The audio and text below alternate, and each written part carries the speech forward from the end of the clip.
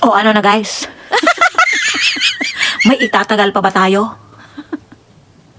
Na ang aming lugar na napakaraming taon ang nananahimik at napakatahimik na naninirahan ang mga mahihirap doon sa lugar na yon ng isang bakanting lote. Hindi naman bakanting lote guys. Yung para bagang ano, yung abandon place ba yun? Yan ang mahirap dito sa ating ano guys. Kasi hindi natin basta-basta mapapangalanan yung lugar. Kasi nga nandito tayo, pumasok na tayo dito. Meron akong kaibigan na ang kanilang lugar ay pinasok na ng mga galamay na hindi natin alam kung galing saan. At may pinapakita pa sila, nagkasulatan daw na parang galing pa dyan sa ating pinakaitaas. Na hindi naman natin malalaman talaga kung totoo ba yon o ginagamit lang nila. Ito ang ating meron tayo dito guys na hihimay-himayin na mga pagkakataong nangyayaring nagkaguluhan sa lugar ng aking kaibigan. Mantakin nyo guys. Liit na naman ang boses ng lola nyo. Sa napakatagal na nilang panahon na nakatira doon. Dahil nga ito is isang abandon ano ba yon? Lote? Parang loteng napakalaki. Tapos ito ay dahil sa may gininto ang pusong nakaupo doon noon ng ilang taon na, ilang taon na mga maliliit pa daw sila. Ibig sabihin 50 plus 50 halos 15 taon na walang nagkiklaim kasi nga bundok yon guys. Bundok daw. Tapos dahil nga maraming mahihirap, pinatawag daw yung lahat na mahihirap at doon pinatira. Doon na sila nagtayo ng kanilang mga bahay. Yung parang sa ano, naging pag-aari na yata ng ano noon, ng gobyerno. Tapos, mantakin nyo guys. Sa pagkatagal-tagal na panahon, is ngayon lang. Makakapag-isip-isip ka tuloy na bakit ngayon lang may nagkiklaim ng lugar na yon at may mga dala-dala pa daw mga doktor at abogado na hindi natin maintindihan kung ano ang hinahanap nila at naghuhukay. Tapos pinapaalis na sila doon at kiniklaim na sa kanila daw yon, lote na yon. Napakalaking lote, maraming nakatira guys, mga hindi naman siguro 100. Yan kasi yung basta maraming nakatira guys sa isang parang napakalaking lote na hinati-hati para sa mahihirap doon sa barangay na yon. Tapos ngayon is may nagkiklaim at naghuhukay daw doon at malalaking tao ang mga kasama ng may doktor, tapos mayroong ano pa, abogadong kasama. Ano na naman pinagagawa ng inyong tatay digong nataba doon? Ako ay nadidistract sa ating topic ngayon guys. O paano na yan? Sa tagal-tagal nilang paninirahan doon is ngayon lang sila pinapaalis doon at naghuhukay daw ng kung ano, baka yung mga ginto ni Sangkay nandoon nakabaon. At may mukhang walang magawa yata yung mga ano doon, yung kapitan. Kaya inaantay nila kung ano ang aksyon ng kapitan. At pag wala nang ma-aksyon yung kapitan is idudulog na nila doon sa City Hall, ay sa mayor. Naku guys, ano na nangyayari sa ating bansa?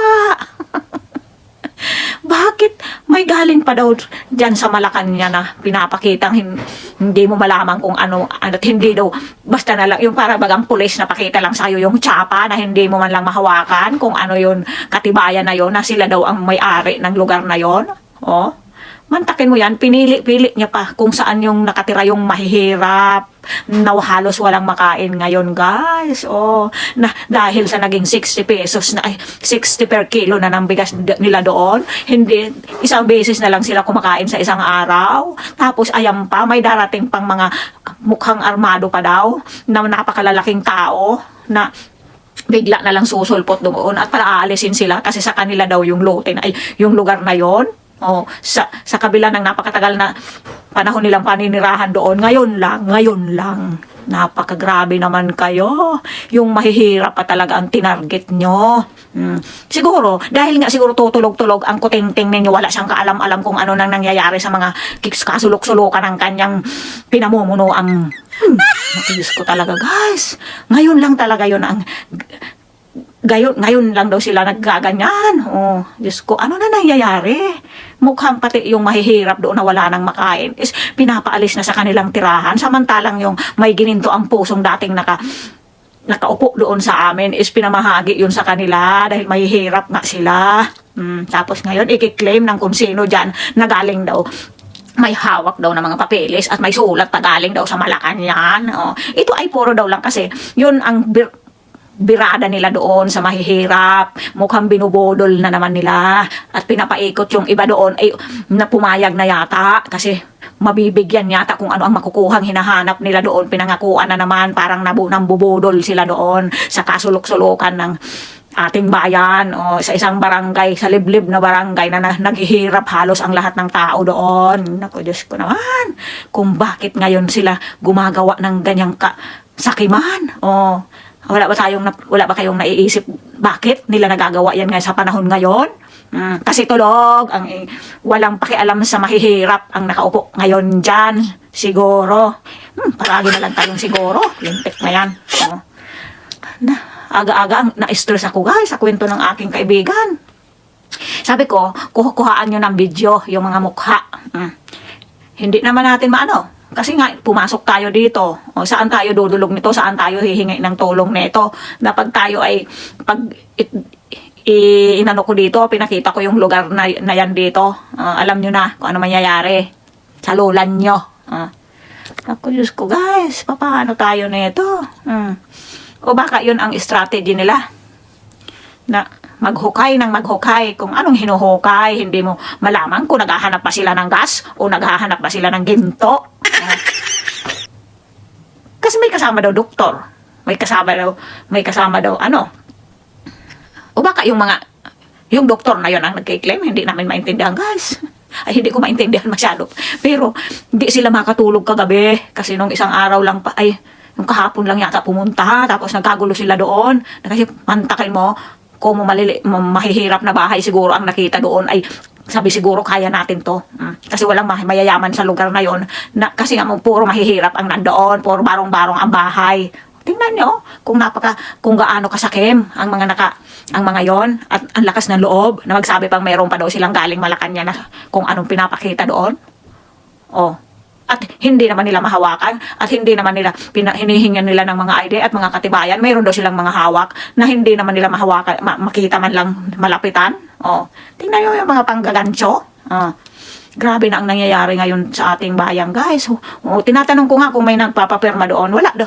Mukhang walang nakarating ganyan doon sa pagpapapirma. Mangangamkam naman ang nakarating doon sa kanila.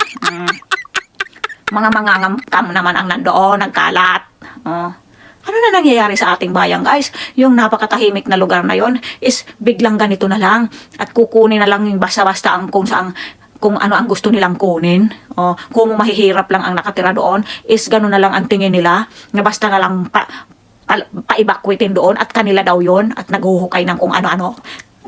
Naku guys, ang aga-aga ako'y naha-high blood na naman. Madidighay na naman tayo sa problema ng ating bayan. Ano ba nangyayari sa bayan natin?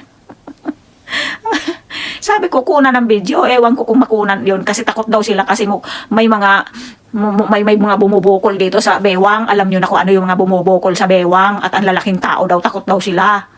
Kaya ang nakuhaan lang yata is yung plate number ng sasakyan. Sabi ko, anong gagawin nyo sa picture ng plate number ng sasakyan? Napakadaling palitan yan. Kasi yan sasakyan na yan, napakadaling palitan yan. Sabi ko, yung mga mukha ang kunan nyo.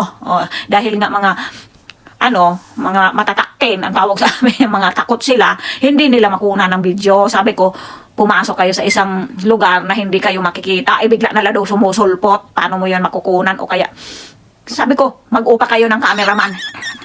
Ayan na naman kasi. Ay, namimiss tuloy nila yung yung dati noon na nagtatanggol sa kanila doon, wala na, patay na. Paano na lang yan guys, kung gano'n na lang api-apihin ang mga mahihirap, kung mga barong-barong ang bahay doon, sa kanila daw yun, at pinapaalis na. Nasamantalang noon is, yung mabait na nakaupo noon is, pinamigay yun sa kanila. Na hinati-hati ang lote na yun, tapos binigay sa mahihirap. Ngayon, bigla na lang may susulpot na sa kanila daw yun. sa panahon lang na to. Ako'y nagagalit na naman. Baka biglang tumalsik ang ilong ng lolang nyo. Matanggal na naman yung ngipin ng lolang nyo. Ano ba ginagawa nyo sa ating mga kababayan? Yung mahihirap ang tinatarget nyo. Mga mukha kayong hindi mga tao kung nagagawa nyo yung ganyan. Grabe, tulog kasi. Ano ba ginagawa naman ng Tatay Digong yung taba doon? Ano ba naman? Pati yung ating camera ay mukha na sumasayaw. Ano na guys, ang nangyayari sa ating bayan? Ganyan pag-week ang nakaupo. Nagtatampisaw yung mga timawa.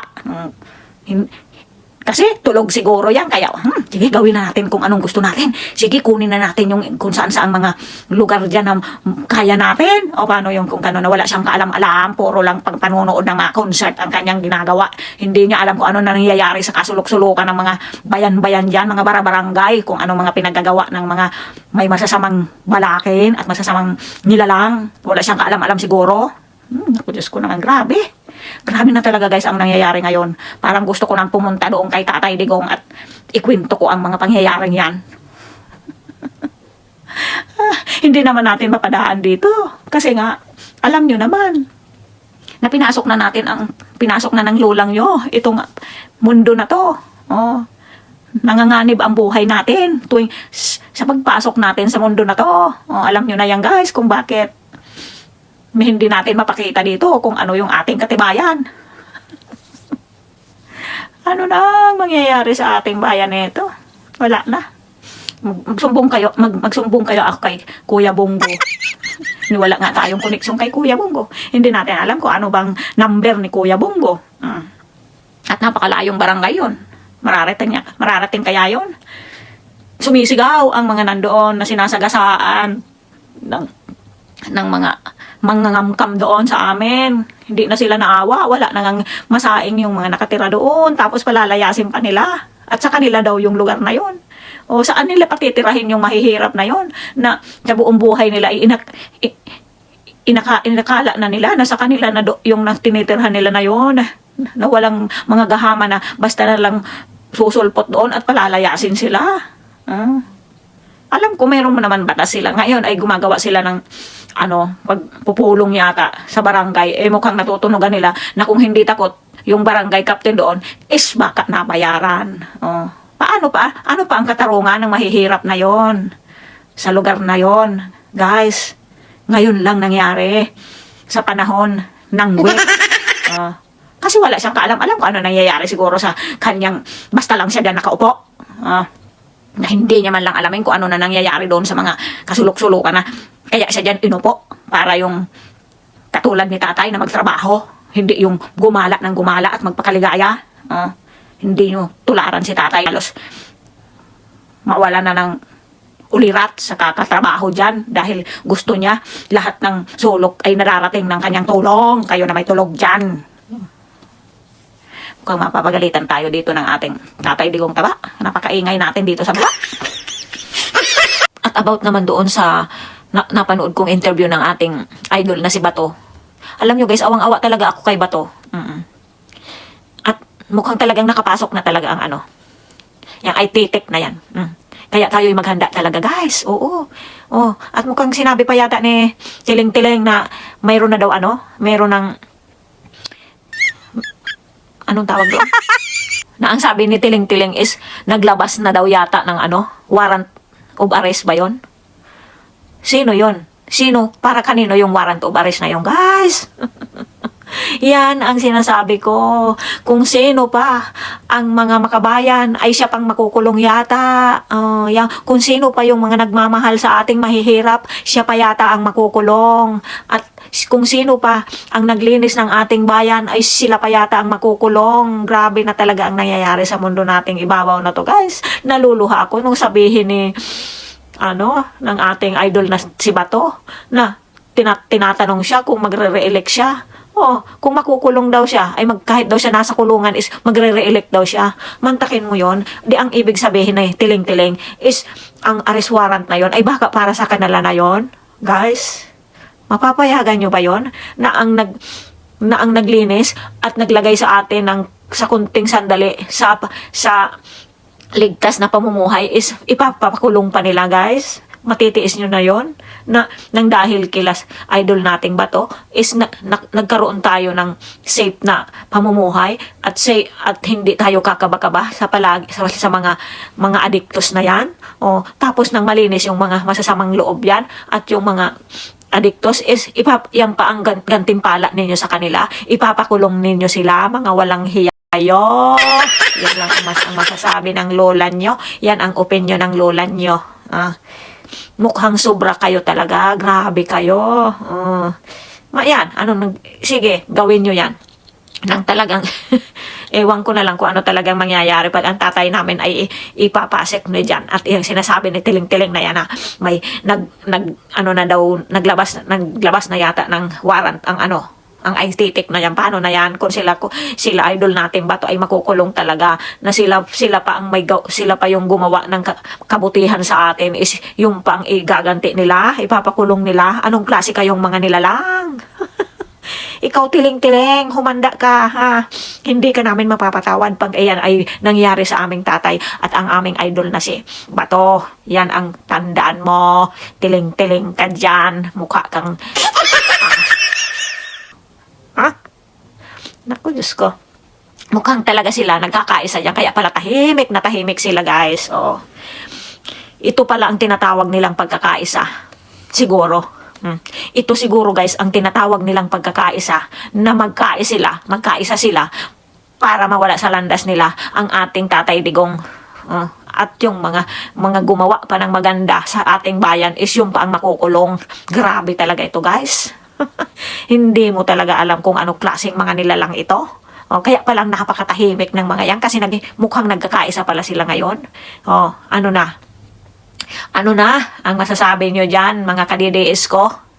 Yan ba ang igaganti natin kila Bato na nagbuwis ng buhay para mabigyan kayo ng ligtas na pamumuhay at malinis na komunidad at yan pa ang igaganti sa kanilang ginawang kabutihan? Tinatanong ko kayo mga DDS na naglagay sa pwesto niyan. Ano ang dapat natin gawin? Papayag ba kayo na yan ang kanilang isusukli sa mga magandang bagay na ginawa para sa ating mga mahihirap nila Senator Bato at ang ating Tatay Digong at yung mga iba pa dyan na nagbuwis ng buhay para lamang linisin ang ating bayan? Papayag kayo niyan? Ayan ang sinasabi natin. Kaya kayo dyan nagkaisa noon dahil itutuloy at poprotektahan ang ating Tatay Digong. Ano? Tanong ko sa inyo, kung sinasunod ba ang mga sinabi nila sa inyo? Yan ba ang igaganti nila sa ating Tatay Digong at kay Bato? Matatanggap nyo yan, mga kadidiis kong naligaw? Gumising kayo. Naku, Diyos ko kayo talaga. Ngayon ay mukhang ligaw na naman kayo dahil nandyan na naman kayo sa mga mukhang naghihiganti lamang sa kanilang kaapihan. Mukhang kayo ay nandyan na naman. At nakanganga na naman kayo dyan. Napapunta na naman yan doon sa isa. Andyan na tatay.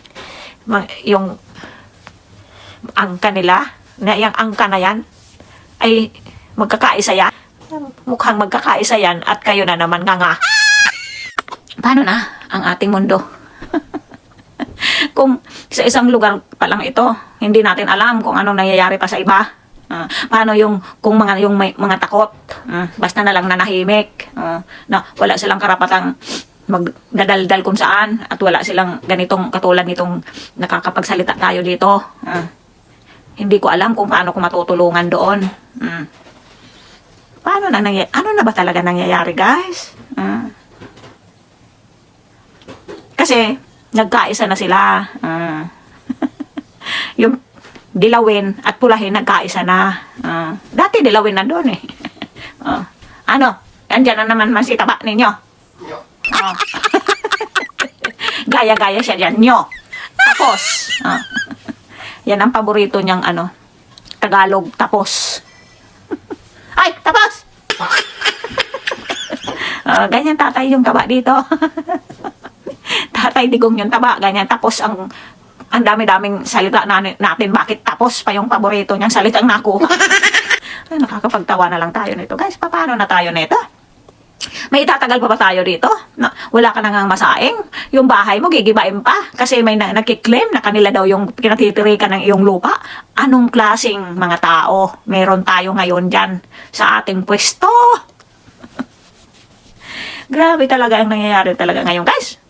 No. O baka mga nabubudol na naman ang nandoon na pangakuan sila na pag nakakuha ng ginto doon at naguhukay. Ano bang hinahanap?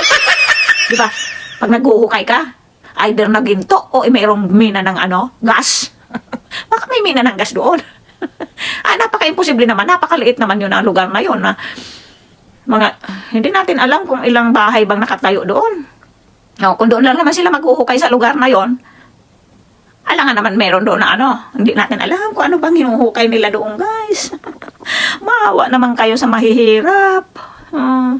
Bakit ngayon lang nangyari ito naman? Grabe na talaga. Mukhang ako ay makakalusot na dito sa wall ninyo, guys. Papupuntahan ko si Kuya Bongo. Paano na kaya mangyayari doon? Wala naman tayo may tutulong kasi nga nandito tayo. Sinabi ko sumulat kayo kay Kuya Bongo. Naku, kasi wala naman silang mga ganyan-ganyan kasi. Papayag na lang sila sigurong magpaapi. O hayaan na lang siguro nila kung gibain yung bahay nila. Mga nasa ilang maraming nakatira doon eh. Mga 16 pamilya yata ang nakatira doon kasi halos magkadikit-dikit na nga dahil alam nyo naman tayong mahihirap, halos dingding na lang ang pagitan natin sa mga bahay natin dahil wala tayong pag-aaring lote. Tapos gaganyanin pa nila na ipinagkaloob na yun sa kanila ng dating nakaupo doon, hinati-hati yon para mabigyan ng magandang buhay, tirahan yung mga kahit tumayo lang sila doon ng kanilang barong-barong. Tapos, ayan, siguro nakita ng mga ngamkam na ito, kaya natin to, mga barong-barong lang dito. Mantakin nyo yan kung anong klase ang mga nakaupo ngayon. Natanggal na naman ngipin ng lola nyo, guys. Magtapik tayo ng iba, baka atakahin ng high blood ang inyong lola. Sandali. At about naman doon, sa pagbati daw sa isang may birthday na sama-samang maging milyonaryo. Nahihilo na talaga ako, guys, kung paano magiging sama-samang maging milyonaryo sila. Samantalang itong problema natin na to ay nangangamkam na nga sila. May mga nangangamkam na sa kasulok-sulukan ng lugar sa Pilipinas. May nangangamkam na. Tapos sama-samang maging milyonaryo. At yun doon pa sa maraming pabingo. Yon? Magiging milyonaryo sila para sip-sipin ang kahuli-hulihang patak ng mga umaasang tumataya dyan na sana ay maambunan man lang ng kapalaran, magandang kapalaran ni Lord na mukhang sila lang daw ang nananalo, sabi ni Palangga. Yan ba ang ibig sabihin nila ng sama-samang maging milyonaryo? Ang kayo ay hikayatin pa na yung pambili nyo ng bigas ngayon is ibili nyo ng ticket na yan para maging kanila. Yan siguro ang ibig sabihin yan. Ito ay aking opinion lang sa mga about dyan sa pagbati na yan na sama-sama maging milyonaryo, mga butod dyan. Mga magkaburutod sila, sana magkabutod-butod sila sa sobrang kamkam nila ng kung anong kinakamkam nila. Makakapagsalita ka talaga ng hindi mo ginagamit sa buong buhay mo, guys. Sana mabutod silang lahat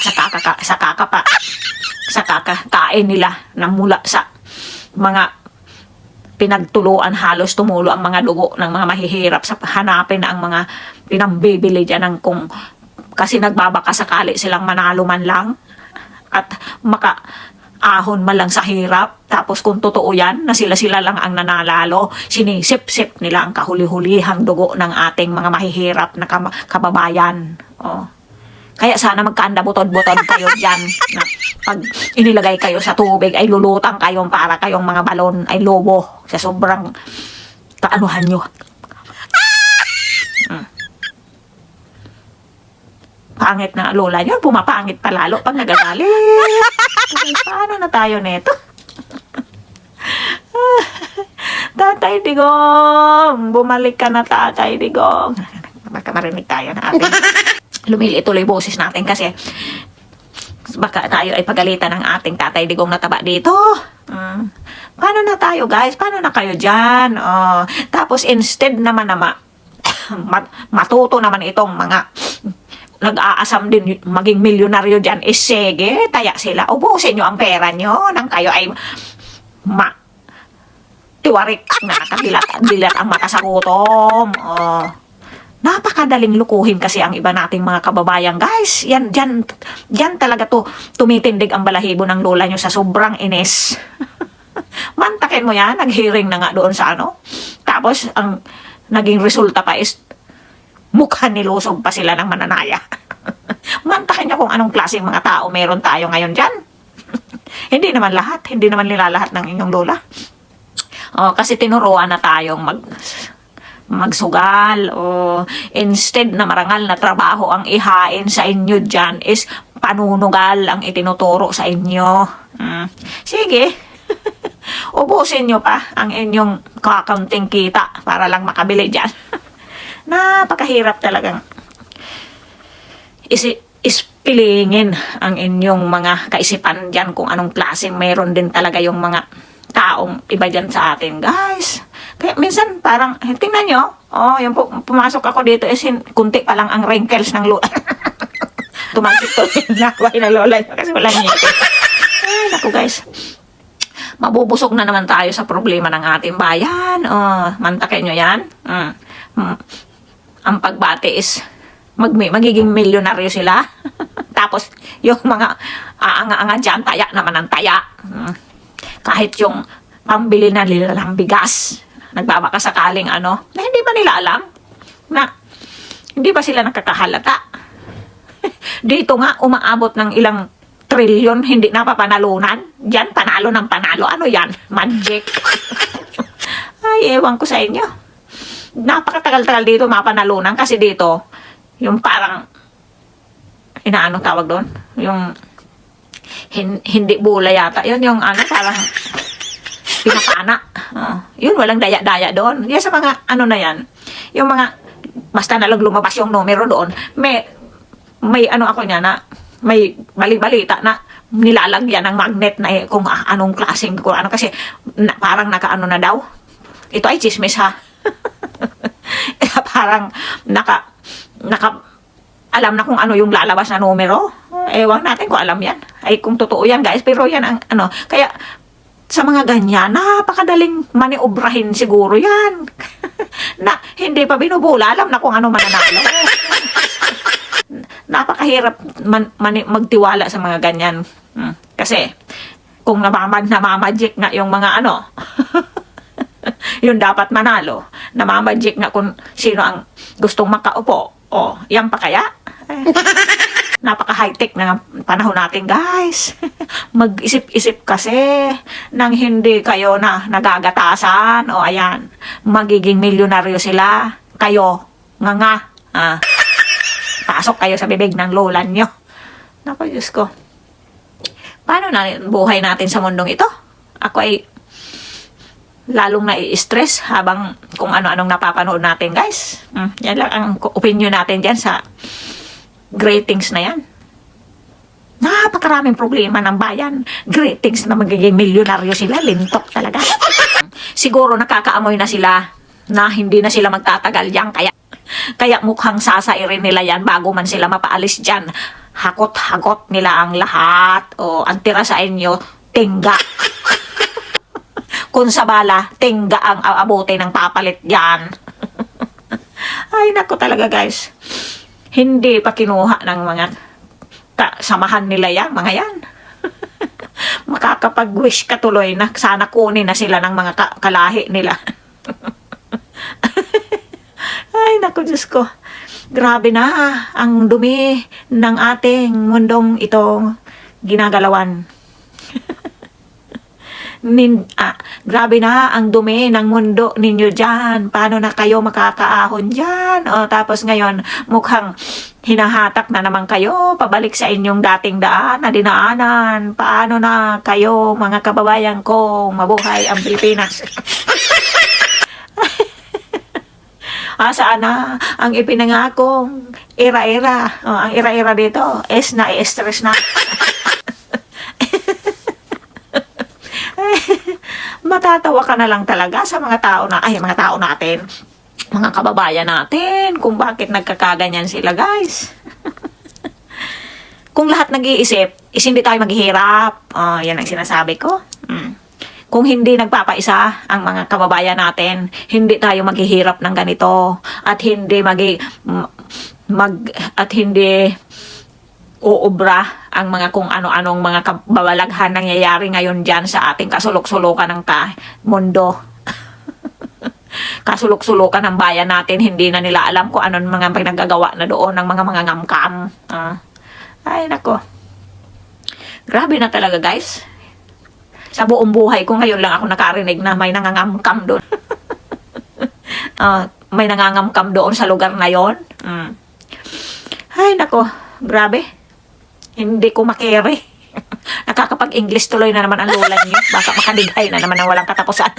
Sa sobrang busog sa inyong problema dyan. Grabe, grabe.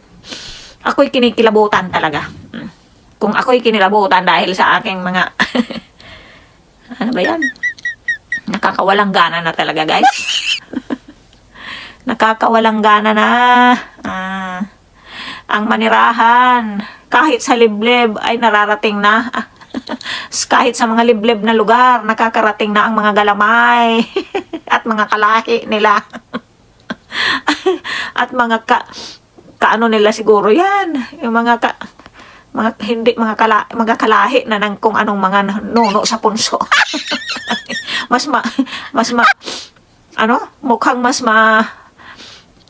Mukhang mas marangal pa ang mga demonyo. Baka masama na yung sinabi natin. Mukhang mas marangal pa ang mga demonyo sa mga yan ngayon. Yung talagang kikilabutan ka sa sobra ng sama ng nangyayari sa mundo. Kaya panay na naman bagsak ng tatay Digong yung taba doon sa taas. Kasi nagagalit siya. Ang ingay ko na naman dito. Baka tayo atakayin dito. Namumula ang lola nyo, guys. Sandali nga. Mukhang mga buhay pa. Puno na ng uod ang kanilang mga bituka. Pati ang mga utak, puro uod na. Grabe talaga itong nangyayari sa ating mundong ibabaw, guys. Grabe itong pangyayari talaga ngayon, guys. Mas malala pa sila sa dating natin yung mga mas malala pa sila sa Dilawin. Kasi nung Dilawin walang nakakaano doon walang ganyan doon Mas malala pa sila sa Dilawin o kaya nagsanib puwersa sila. Kaya grabe ang puwersa nila ngayon. Siguro ganito guys ang ko diyan. Tingin ko diyan. Siguro natakot sila na kapag hindi nila naipasayang na yan. PI ni Tamba-Tamba na yan is pag hindi nila yan naipasa is tsak na 101 na hindi sila magtatagal dyan. At ang ating Inday ang mamamahala. Kaya ganito, mukhang binibilisan nila na maubos kung ano ang gusto nilang ubusin. Mapaalis man sila, is busog na ang mga butod. Mapaalis man sila, butod na sila kung ano yung kinain nila dyan. Yung para na silang mga butete, na yung malaki yung tiyang kaysa ulo nila. Mukhang pinupuno nila ng pinupuno nila yung mga bituka nila hanggang sa mabutod sila. At nagtatampisaw sila sa kanilang kung anong gustong pagtampisawan. Ano ba meron bang Tagalog? Guys, nakakabubo na talaga ngayon, guys. Dati, ang akala ko noon ay ang aking utak is meron din lamang kahit papano. Ngayon, pumukha nabablang ko. Nabablang ko ang utak ko talaga, guys, sa panahong ito. Hindi ko na alam kung ano nang sasabihin ko at hindi ko na alam kung anong klaseng itatawag ko sa mga nilalang na yan. Nilalang pa ba yan? Mga nilalang pa ba yan? Hmm? Mukhang mas may dignity pa sa kanila yung yung demonyo. Ano ba? Ito na ang masasabi ko na naman yan, guys. Grabe talaga ang nangyayari ngayon. Ano nang dapat natin gawin dito? Ha? Nga. Magnganga na lang tayo kasi yun na lang magagawa natin. Nga na lang, Lola. Hanggang mapuno ng ano ba yung tawag doon? Hanggang mapuno na lang ng mga langaw ang iyong bibig nang mabusog ka rin. Mukhang gusto nilang pakainin na lang ng langaw ang mahihira para maka-survive man lang sa buhay nila. Kasi hindi na sila makabili ng 60 kilos na bigas. May 63. Kung mga lagpas 60 na yung bigas, paano ka saan ka kukuha? Wala ka naman trabaho. Dahil hindi sila nag-iisip kung paano kayo magkaroon ng trabaho, kundi ang iniisip nila kung paano kayo hot-hotan ng pantaya dyan sa kung paano mahigop yung kakapiranggot nyo na lang na pera dyan sa bulsa nyo para magtaya kayo dyan sa lintok na yan na hindi nyo alam kung sila na lang talaga ang nananalo. Tapos ito naman, mga hindi nag-iisip na mga kababayan natin, ayan, sige, ibigay nyo lahat ang huling patak ng ang huling laman ng inyong mga pitaka doon nang kayo ay kumain na lang ng mga langgam o kaya ng langaw dyan. Naliliit yung boses ng lola nyo. Diyos ko. Hindi ka kayo nakakahalata dyan sa mga ginagawa dyan. At yung pa daw, mas lalo pa daw lumakas ang parang yung hearing is nagbigay parang naging commercial pa sa mga hindi nag-iisip na mga tao. At nagsitayaan pa daw. Ewan ko na, hindi naman natin alam kung totoo yung pinagsasabi na yun. Na naging maganda pa daw yung income nila. Mantakin mo yan. Adi, ibig sabihin, mas hindi silang na-discourage, kundi lalo silang na-challenge. Baka sila rin ang manalo, mga hungat.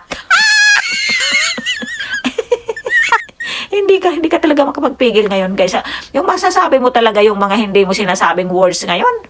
Dahil hindi ka na makakapagpigil sa bibig mo. Dahil sa sobrang inis mo sa nangyayari sa mundong ito natin dyan.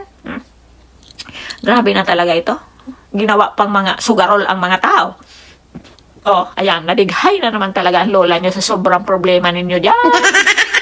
Excuse me na lang. Hayaan nyo na magdighay ang lola nyo. Kasi, ang almusal ko rin kamote. Mag-almusal tayo ng kamote, nang dumighay na lang tayo ng dumighay dito, nang mabawasan naman ang ating problema sa mundong ito. Grabe na talaga, guys. Parang nakakarindi. Yung, kahit nga wala ako dyan, yung mga nakakarating na balita naman sa akin, puro problema. Katulad yan, may sinusustentuhan kami dyan na pambigas. Dati, ilan lang, magkano lang yung pambigas? 39 yata yun, o 40. Ngayon, magkano na? Halos kalahati. Ang itinaas. Saan pa yung kukunin ng bulsa ng... Buti lang kung yung mga busog sila. Kaya hindi nila alam kung ano ang pakiramdam ng nasa ibaba. Kasi busog na siguro yung mga bulsa nila dyan. Kaya yung naghihirap is lalo nang wala na. Mapuputol na ang bewang sa sobrang higpit ng sinturon. Sila mukhang mga butod na dyan sa sobrang busog. Tapos yung nasa ibaba, mapuputol na yung bewang nila sa sobrang higpit ng kanilang sinturon. Tapos yung, paulit-ulit, guys. Yung mahihirap, mapuputol ang bewang sa sobrang higpit ng sinturon dahil mga gutom. Yung nasa itaas, mga butod. Mga mukha na silang butod.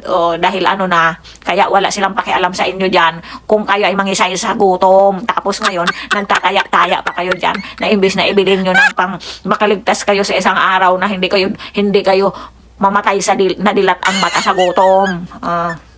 Ay nako, napakahirap talagang imaniho ang gigiwang-giwang na sasakyan. Parang napakahirap imaneho ang isang sasakyan na gegewang-gewang. Mukhang ganyan ang nangyayari sa ating mga kababayan, guys.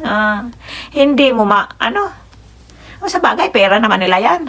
Pag sila nagutom, sila din mamamatay, hindi naman tayo. Pero, ang problema, sama-sama tayong naghihirap dahil wala silang ginawa, kundi parang inano pa nila, sinuportahan pa nila yung pagpapayaman ng mga butod. Parang sinuportahan nila na mas lalo pang maging milyonaryo yung mga butod. Yan ang sinasabi ko sa inyo, guys. Mag-isip-isip kayo, sumasakit ang batok ng lola nyo.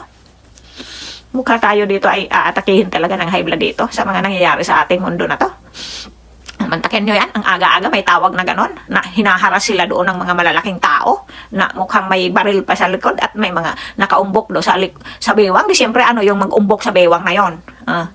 Alam nga naman ipinangalandakan nila yung mga sandata nila doon. Ano nang mangyayari doon sa kaibigan ko na yun? Kawawa naman sila. Wala na nga silang masahing. Tapos, paalisin dahil may naguhukay doon ang kung hindi mo maintindihan kung ginto ni Sangkay bang hinahukay doon. At sa kanila daw pala yung na yun, na napakatagal ng panahon na nakatira doon ang aking kaibigan na yun. Mga bata pa kami. Ilang taon na ang lola nyo, magsi-60 na. Ngayon lang mangyaring ganyan, na naghuhukay daw doon at mukhang pinapaalis sila. Grabe talagang nangyayari ngayon, guys. Hindi ko na alam.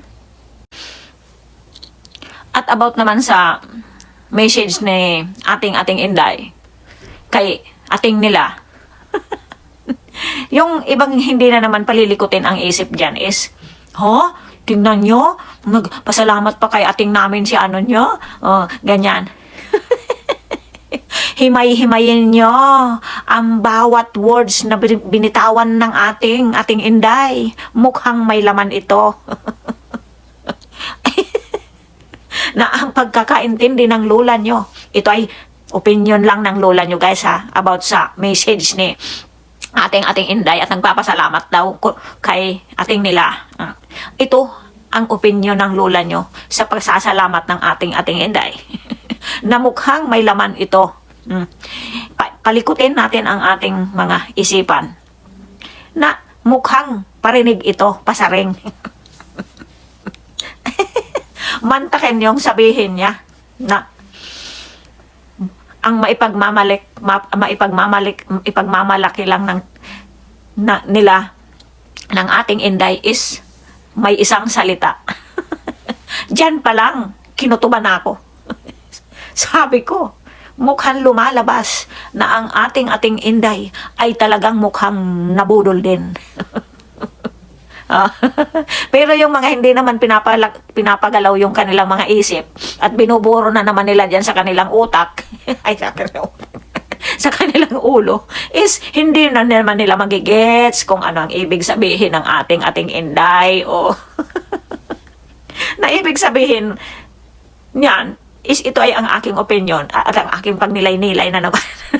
Panilay-nilay na naman ang at paghihimay-himayin na naman natin ang mga paghihimay-himayin natin ang mga tinapabago natin ilagay sa laing. Bakit napunta sa laing naman, guys?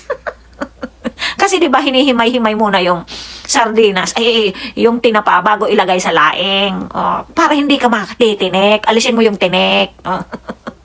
Para hindi ka mabulunan ng tinik. Parang ganyan ang gagawin natin, guys. Himay-himayin natin ang tinapa bago natin ilagay sa laing. Ganito yan. Yan ay parang pagpapasaring sa kanilang ating. Kasi mukhang may hindi nasunod sa usapan. Ganito yan. Kaya niya nasabi siguro ang ganyan na pasasalamat na mukhang pinadaan sa pasasalamat, pero ito ay pasaring. Yan ay opinion ng lola nyo, Yan ang nakikita ko sa pasasalamat na yan, na message ng ating Inday. Napakatalino talaga.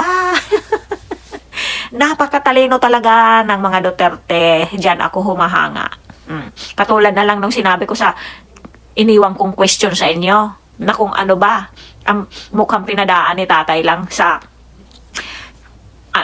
example na biglang sa pinakahuli ay nasabi niya na kahit kapatid sa labas ay gustong ilagay pa sa pwesto. Ay, mukhang, yung parang nakahilera sila na kahit yung kapatid na sa labas ay ipapaupo pa rin. Oh. Ay, kapatid sa labas ba yun? May kahit pa daw yung kapatid sa labas is makakaupo pa rin. O, di ba? O. Napanood nyo na ba ulit yung sinabi ni Tatay Digong na gano'n? Na mukhang pinadaan niya lang sa example? Hindi kaya yung isang tao dyan ang, tinarget? Kaya ang mga Duterte, guys, pag nagsalita sila, pag aanuhin ka pa talaga, pag iisipin, pag dapat gagamitan mo pa talaga ng isip, ay ng utak. Kasi kung hindi mo makukuha kung ano ang message na gusto nilang iparating sa inyo. At yung mga tulala diyan is ganyan, tingnan nyo. Nagpasalamat pa sa aming ating ang inyong ating, naku, Diyos ko, ewan ko sa inyo. Ganun naman sasabihin nila na wala silang kaalam-alam na may patama. Kaya ganyan ang bawat sasabihin ng ating ating Inday at ang ating Kuya Pulong at ang ating Kuya Baste at ang ating Tatay Digong is pag-iisipan nyo ang bawat words na binibitawan nila kasi ito ay may mga mensaheng gustong iparating sa atin na mga pinapagana ang ating mga kahit maliliit na utak ay makukuha nyo kung ano ang gusto nilang iparating sa atin. Nakita nyo naman na hindi nila basta-basta madidiretsa kung ano ang gusto nilang ibig sabihin kasi may batas nga tayo. Paano nila yun na masasabi doon na, oy, ganito gawin nyo, o si anak yan sa labas, o si ganyan, o anak siya sa alangan naman ganon ang sabihin niya, di ba? Kaya alangan naman sabihin hoy, ikaw ako'y niloko mo, ako'y ganito, ako'y inisahan mo, ako'y binodol mo. Paano yan? Di nangyari? Kaya ganyan yan, guys. Ang bawat sasabihin ng atin nila Tatay Digong ay pakaiisipin natin mabuti kasi mukhang may gusto silang mensaheng iparating sa atin lahat na kanyang mga sa ating lahat na nagmamahal sa kanila. Kaya dapat bawat mensaheng ganyan, bawat lumalabas sa kanilang mga bibig ay mukhang mayroon silang mga sikretong gustong iparating sa atin. Yan ang gagawin natin, guys, para hindi tayo naliligaw. Kasi alangan naman, bawat isa sa atin ay sabihan niya, uy, si ganyan, yan, uy, si ginanyan ako. Diba? Hindi na yun kailangan pang isa-isahin nila sa atin. Kung talagang ang puso at isipan ninyo ay nakatutok sa kanilang at mukhang nababasa mo ang kanilang mga nasa isipan at damdamin, ay napakadaling makuha kung ano ang gusto nilang mensahe para sa atin, guys. Yan ay pag-aaralan nating mabuti kung paano natin makukuha ang mga mensaheng gusto nilang iparating sa atin. Na kasi dito lalo pa sa panahon ngayon is hindi na natin alam kung magkakaroon pa tayo ng freedom of speech.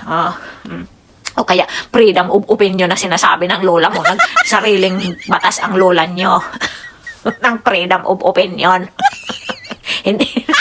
Sariling batas yun ang lola nyo. Kung alam nyo naman na halos wala na siguro tayong freedom of opinion.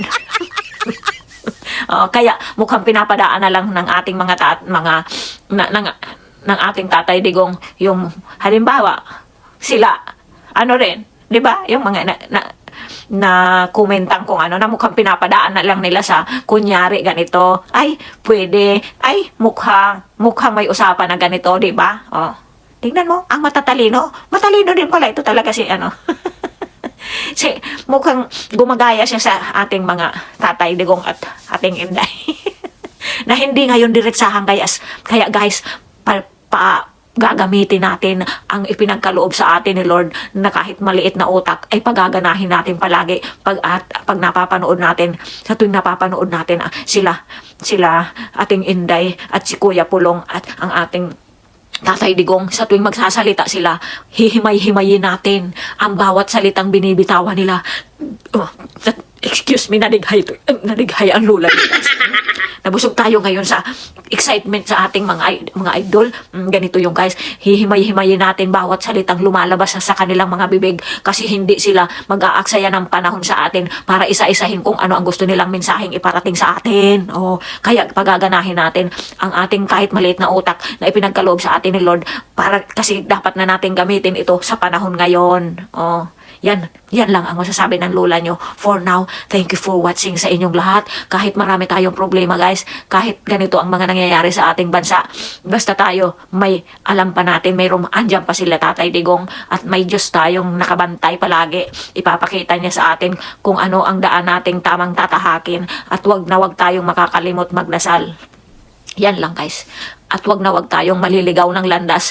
Tutukan natin kung ano ang mga mensaheng ipinapalabas ng ating Inday at ng ating Tatay Digong.